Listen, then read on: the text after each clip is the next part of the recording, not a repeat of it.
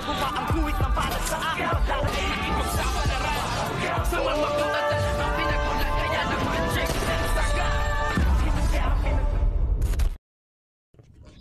Good morning mga kachikas and welcome sa aking munting channel. Sumama na nga itong si David kay Ramon upang magkausap-usap nga silang tatlo kasama nga itong si Aling Marites. Ngunit sinabi nga dito nitong si David at napansin nga nila na napakaraming ang mobile ng mga pulis at nagro-ronda upang protektahan ang kanyang Tatay Rigor, kung kaya't nagsuggest itong si David na siya na nga lamang ang papasok sa loob at doon nga sila mismo sa likod ng hospital para nga daw hindi mahuli ng mga pulis itong ngang si Ramon. Ngunit merong isang masamang plano at balak nga itong si David, kung kaya't sa likod nga ng hospital din niya ipinapark ang kanilang sasakyan ng kanyang ama-amahang ito ngang si Ramon, dahil sa isang planong balak niyang kitilin ang buhay at tapusin niya na ng tuluyan ito ngang si Ramon nang magtagumpay siya at nang makamkam niya ang yaman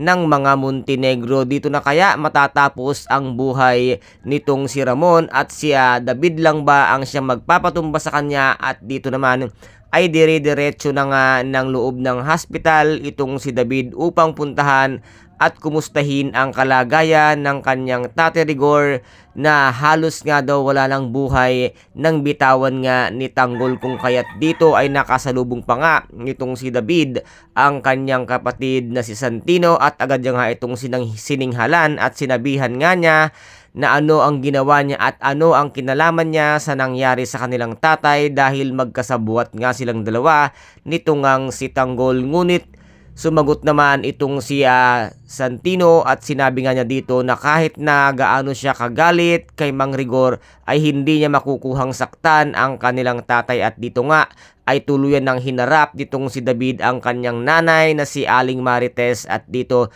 tinanong nga niya ito kung bakit ano ang ginawa dito ni Tanggol sa kanilang tatay, at ipinagtapat nga dito nitong si Aling Marites kay David na nalaman na ni Tanggol ang katotohanang hindi siya tunay na anak nito ngang si Mang Rigor. At dito naman ay kunwaring nabigla ito ngang si David, dahil noon pa man ay matagal niya nang alam na hindi talaga sila tunay na magkapatid, kung kaya't dito nga niya naisipang nakawin ang identity ng kanyang kuya Tanggol. Magtagumpay kaya itong si David sa kanyang plano dito nga kay Ramon? Kaya guys, ito po ang ating pakaabangan sa mga susunod na episode dito nga sa FPJ ang Batang Quiapo. At kung nagustuhan po ninyo ang aking videos for today, paki-subscribe na lamang po ng aking channel, paki-like and share para maging update kayo sa lahat ng gagawin kong videos. Maraming salamat po. Ingat, God bless and bye-bye!